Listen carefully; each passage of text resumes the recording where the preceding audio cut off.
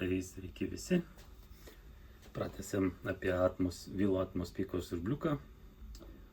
Tai dabar jau siurbliukas yra sumontuotas į mūsų Vilo serviso tarnybos testavimo stendą ir įjungtas į elektros maitinimą. Taip, kai siurbliukas savo dirba ramybės būsenoj, tai yra indikuojama, tai su šita žalia lemputė ledinė, kad viskas tvarkoj, siurblys veikia be trikdžių. Yra du galimi valdymo režimai šitam siurbliui, delta PV ir pastovų sūkiai. Šiuo metu aktyvuotas yra pastovų sūkių valdymo režimas ir yra galimybė pasirinkti 3 apkrovimo režimus. Tai dabar pasirinktas 3, tai kaip ir didžiausi sūkiai, jeigu yra pastovų sūkiai, ir numeris 3, tai yra maksimalūs galimi siurblio sūkiai. Jeigu būtų 1 arba 2, tai mažesni tam tikrą procentų sumažinti siurblio sūkiai.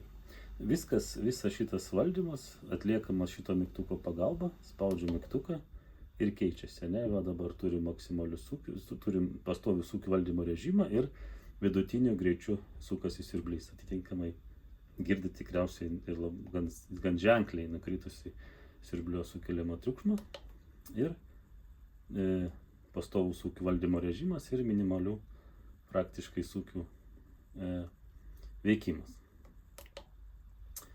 Delta PV valdymo režimas, jisai skirtas kintamo debito šildymo sistemom, tai turi radiatorinės sistemos termostatiniais ventiliais, iš dalies galbūt ir grindinio šildymo sistemą. Instrukcijoje rasit rekomendaciją, kad grindinio šildymo sistemai Vilo rekomenduoja naudoti pastovių sūkių valdymo režimą, bet jeigu jūsų sistema yra šiuolaikinė grindinio šildymo sistema su pavarom ant kontūrų, tai jūs galit pagalvoti ir pabandyti delta PV valdymo režimą toj sistemai.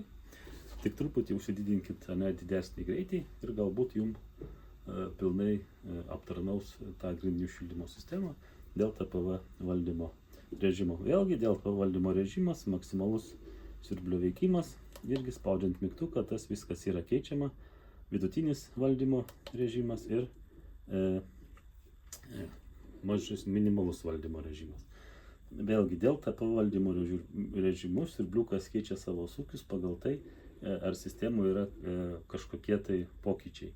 Jeigu užsidaro radiatoriai, ar net ir grindinio šildymo kažkurie tai kontūrai, sistemoje vyksta pokyčiai ir su delta PV valdymo režimu siurbliukas į tuos pokyčius sureaguoja ir susimažina atitinkamai savo sūkius.